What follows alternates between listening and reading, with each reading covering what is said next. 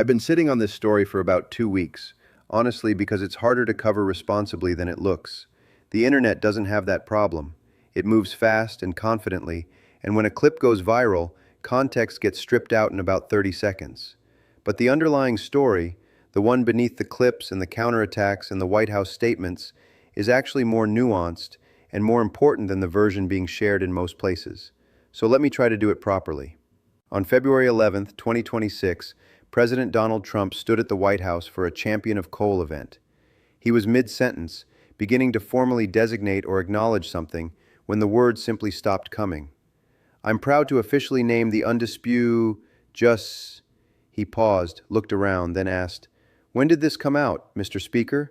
and carried on. The clip went viral within hours. Journalist Aaron Rupar posted on social media, noting that Trump's face appeared to be noticeably drooping again. The phrase "again" is important, because it wasn't the first time. It wasn't even close to the first time. And that accumulated pattern is what has drawn serious medical voices into a debate that the White House has called everything from fake to slanderous. At 79 years old, Trump is the oldest person ever to assume the American presidency. The question being raised, not by political operatives, but by credentialed physicians and healthcare professionals, is whether the public is getting the full picture of his health. And the answer depends heavily on who you ask. Start with the most significant medical voice to enter this debate, because his credentials matter and his claims are specific. Professor Bruce Davidson is a physician at Washington State University's Elson S. Floyd College of Medicine. He's not a pundit. He's not a partisan commentator. In January 2026, he appeared on a podcast called The Court of History, hosted by biographer Sidney Blumenthal and Princeton historian Sean Wilentz, and laid out what he called lines of evidence supportive of a particular conclusion. His conclusion was that Donald Trump suffered a stroke earlier in 2025 and has not disclosed it publicly. Davidson was explicit about what he believes and explicit about what he cannot confirm. He has not treated the president. He does not have access to Trump's medical records. What he was doing is something physicians sometimes do publicly, analyzing observable physical changes over time and asking whether they fit a coherent medical pattern. His answer, laid out with specific observations, was yes. The evidence he cited breaks down into several categories. First, gait changes.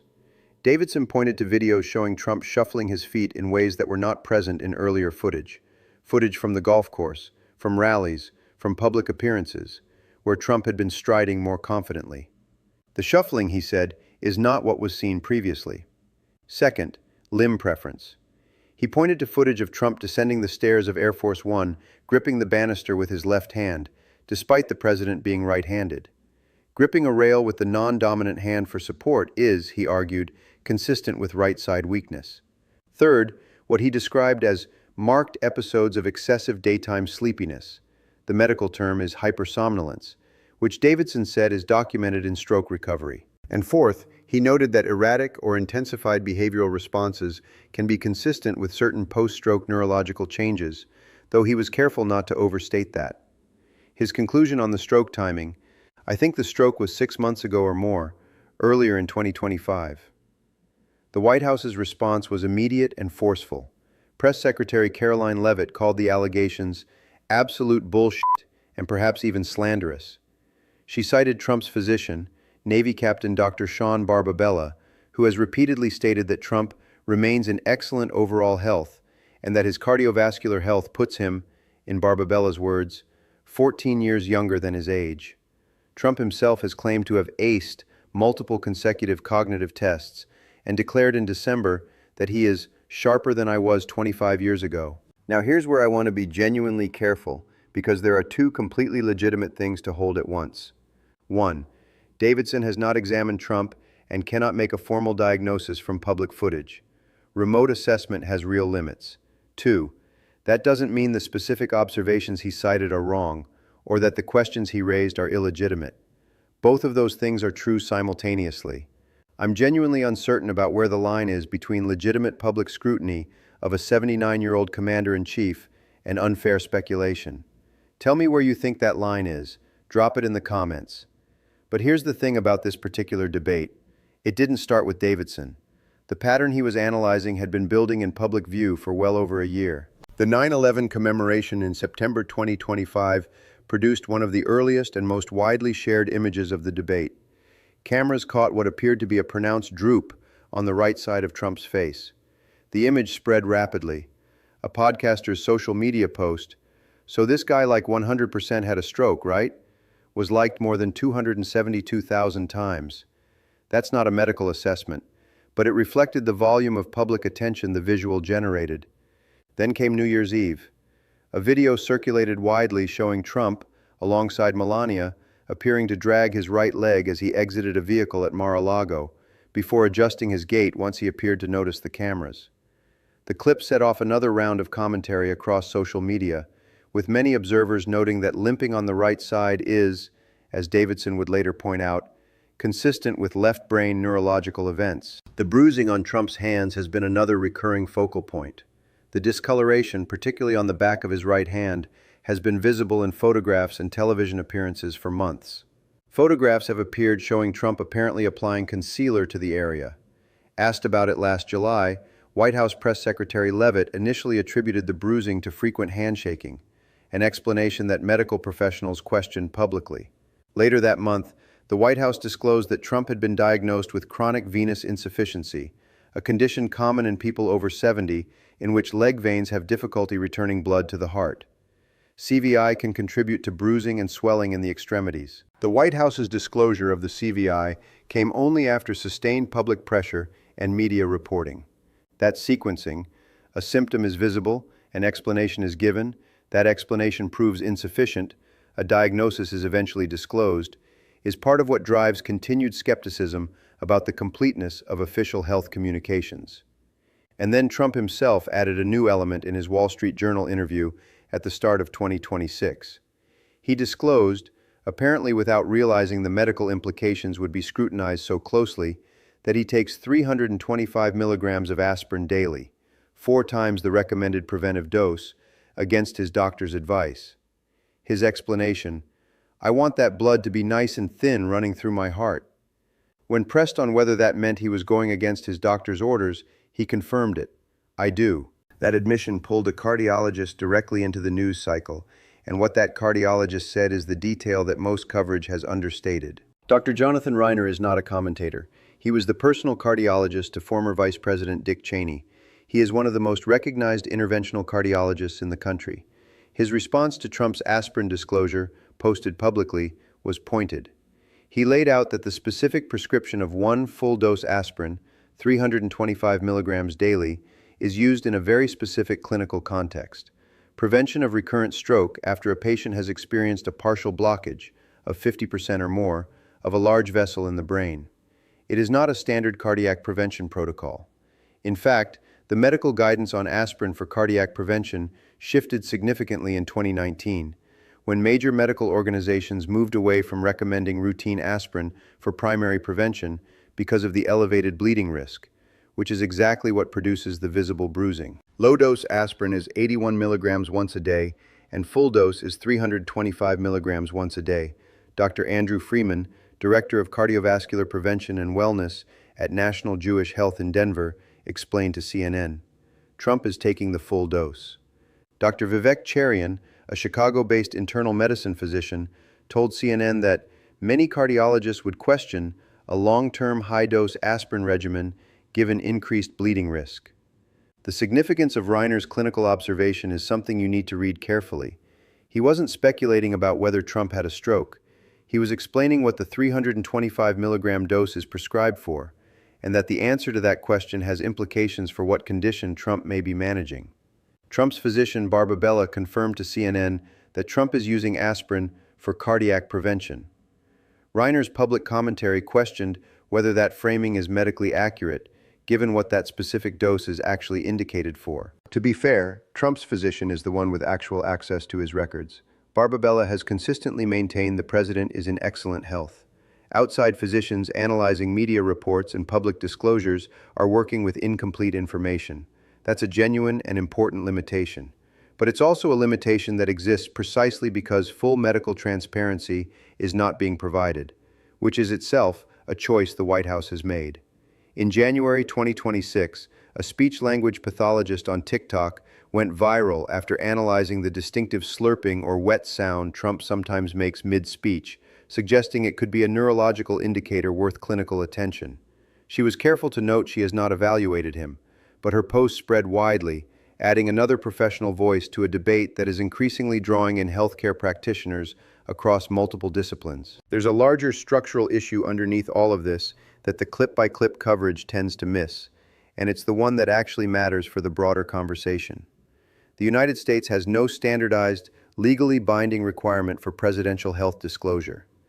Candidates and sitting presidents can release summary letters from their physicians. Those letters are written by doctors who work for or alongside the administration and who have every incentive to emphasize favorable findings. The level of detail those letters contain is entirely at the president's discretion.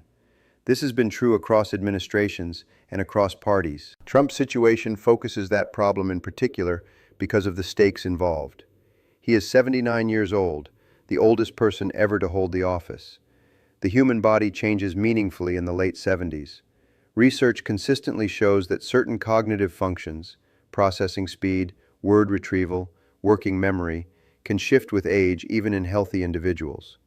These changes are common, often manageable, and don't automatically indicate disease, but they're also real, and they're relevant to fitness for the most demanding executive position in the world. The counter-argument, and it deserves a fair hearing, is that Trump's public schedule has been extensive.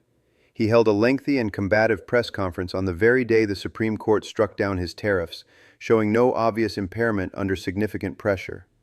He has reportedly maintained a punishing travel and event calendar. His physician has certified him fit for duty. Cognitive tests, whatever their limitations as a complete diagnostic instrument, have reportedly been passed. Supporters argue that his speaking style has always been improvised and irregular, and that short clips of stumbles reflect editing and selection rather than a coherent pattern. That argument is not entirely without merit. The Montreal Cognitive Assessment, which Trump has referenced taking, measures specific domains: memory recall, attention, language, executive function, and spatial reasoning. Trump says he passed it multiple times. There is no independent verification of that, but the claim has not been credibly challenged. What's harder to dismiss is the accumulation, the visible facial asymmetry that has been noted on more than one occasion by independent observers, the gait changes flagged in video comparisons, the limb preference on stairs, the hand bruising and its evolving explanations, the apparent daytime fatigue, and now a physician-prescribed medication dose that, if Reiner's clinical framing is accurate, points toward a specific and serious prior neurological event. The CT scan versus MRI confusion adds one more layer to this that went somewhat underreported. In October 2025, Trump underwent a physical at Walter Reed National Military Medical Center. His physician described advanced imaging without specifying what kind. Trump subsequently told reporters it was an MRI. "Just an MRI," he said, adding, "It wasn't the brain because I took a cognitive test and I aced it." He pledged to release the perfect results. Months later, in the Wall Street Journal interview, Trump corrected himself. It wasn't an MRI. It was less than that. It was a scan. His physician confirmed it was a CT scan. A CT scan and an MRI are different diagnostic tools. An MRI produces more detailed images of soft tissue, including brain tissue, and takes significantly longer. A CT scan of the chest takes 3 to 4 minutes. The distinction matters because Trump had specifically said the imaging did not include the brain. If it was a chest CT, that framing would be consistent. But the initial statement that it was an MRI, followed by the correction, contributed to additional confusion about what exactly was evaluated. Trump himself seemed to regret having disclosed any imaging at all. "In retrospect, it's too bad I took it," he told the Journal, "because it gave them a little ammunition." That comment, ammunition, frames health scrutiny as a political adversarial dynamic rather than a legitimate public interest question, which tells you something about how the White House is processing this debate. Here is where I genuinely don't know what the right answer is, and I want to say that clearly. Donald Trump may be in excellent health. His physician says he is. The evidence for serious underlying neurological events is observational, assembled by people who haven't examined him, and filtered through the distortions of social media and partisan framing. I'm not in a position to evaluate his health from the same clips everyone else is watching. But I also think the question of what Americans are entitled to know about the health of the person executing the most consequential executive powers in the world is a real and serious question, not a partisan one. It was raised about Biden. It has been raised about every older president in modern history. Reagan was 77 when he left office and announced his Alzheimer's diagnosis in 1994. The institutional framework for health transparency has never been robust enough to catch those situations in real time, and the framework hasn't changed. Professor Davidson's specific claims may not be correct. The speech-language pathologist on TikTok may be overreading symptoms. The cardiologist's clinical framing of the aspirin dose may have an explanation that Barbabella hasn't felt the need to make public. All of that is possible, but the questions themselves aren't going away. And the pattern of observable events, a stumbled speech here, a drooping face there, a bruised hand, a corrected medical scan, a medication dose that raises clinical eyebrows, doesn't go away either. What it becomes depends on information that isn't being released. That's not a conspiracy, it's a transparency gap. So here's the question I keep coming back to. At what point does legitimate public interest in a president's health outweigh the privacy protections that any patient deserves? And who gets to decide when that line has been crossed?